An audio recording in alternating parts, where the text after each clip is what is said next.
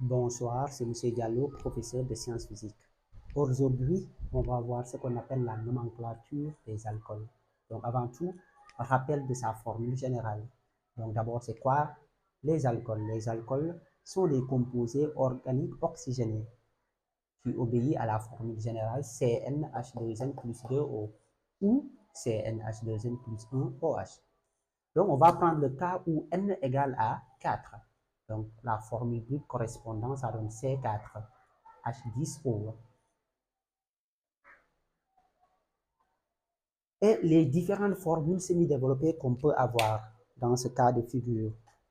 Donc, on peut avoir que 3 formules semi-développées possibles. Donc, on passe à la numérotation de la chaîne carbonée la plus longue, qui représente ici les 4 carbones.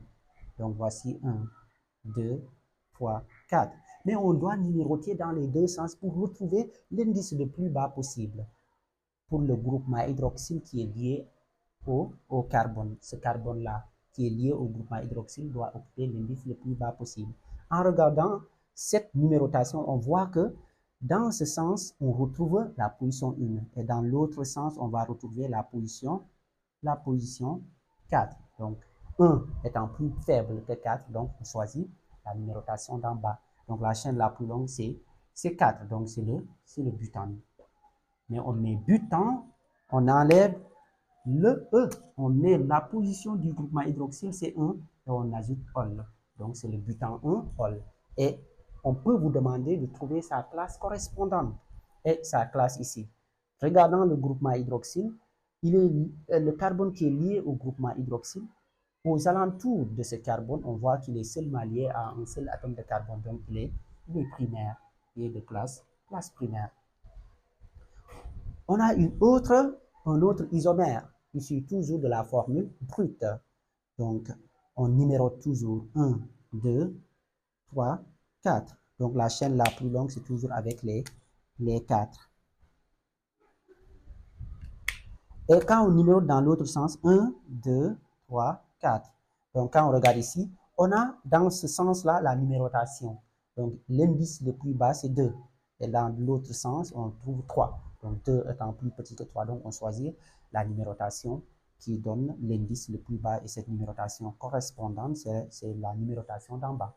Donc, la chaîne la plus longue, c'est toujours butane. Donc, on met butane. On met l'indice ou bien le numéro du groupement hydroxyle. Donc, tiré ol. Donc, le butane 2 ol. Et cette fois-ci, quand on regarde le carbone lié au groupement hydroxyle qui représente la fonction alcool, qu'est-ce qu'on constate? Aux alentours, il est lié à 2 atomes de carbone. Donc, il est de classe secondaire. Et cette fois-ci, on a un autre isomère issu toujours de cette formule brute. Donc, quand on numérote 1, 2, 3. Et dans l'autre sens aussi, quand on numérote, on a ici 1, 2 et 3. Donc, dans les deux sens, on retrouve toujours la position 2. Et la chaîne la plus longue, c'est avec 3 atomes de carbone. Et qu'est-ce qu'on constate? Donc, il y a une ramification méthyle. Donc, la chaîne la plus longue ici, c'est le pro. Donc, avant ça, donc, il y a une ramification. Il est à la position 2. Donc, c'est le 2-méthyle. Propan. On met l'indice du groupement hydroxyle, c'est l'indice 2. Donc, on a 2 ol. Maintenant, ici, qu'est-ce qu'on constate? Le groupement hydroxyle, le carbone qui est lié au groupement hydroxyle. Regardez, pour ce carbone-là, autour, il est lié à combien d'atomes de carbone? Si vous trouvez le nombre d'atomes de carbone, vous avez la classe correspondante. Et vous allez me dire dans les commentaires quelle est la classe correspondante pour la formule semi-développée de 2-méthylpropan 2 ol dans les commentaires. Et sans oublier, j'ai mis à votre disposition des groupes pédagogiques